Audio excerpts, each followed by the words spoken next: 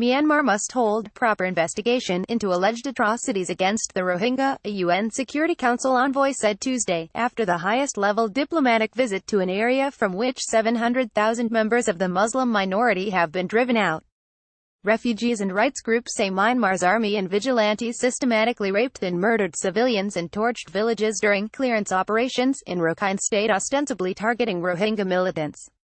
That campaign, launched last August in the mainly Buddhist nation, sparked the exodus of Rohingya into Bangladesh.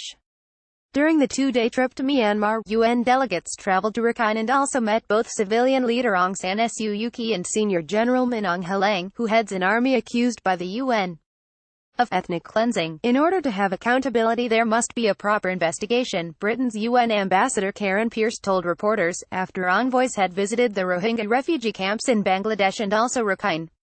There were two ways to establish a full probe. One is an ICC, International Criminal Court, referral, she said.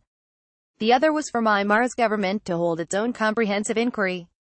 Last month, the chief prosecutor for the ICC asked judges to consider whether the court's jurisdiction extends to Myanmar, which is not a member of the panel.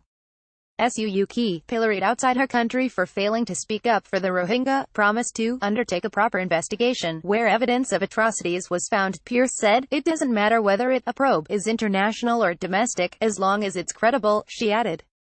During his meeting late Monday with the UN envoys, Myanmar's army chief denied his forces had committed rape and other sexual abuses during the crackdown, which he ordered. The Tatmadaw army is always disciplined and takes action against anyone who breaks the law, he told the delegates, according to a posting late Monday on his official Facebook page.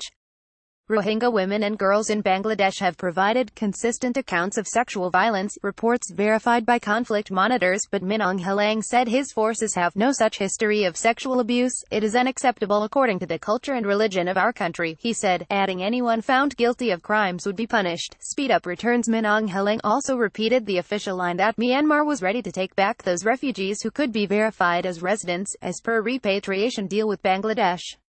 Several months after the deal was signed, no refugees have returned. They demand guarantees of safety, the right to return to their original villages, and the granting of citizenship. Another UN diplomat warned it would take 2 or 3 years for the refugees to be repatriated as the current time frame to implement the deal continues to slip. "There is a need to speed up the process," said Mansour Ayad Al-Otaibi, the Kuwaiti ambassador to the UN, adding conditions must be safe and dignified for a return.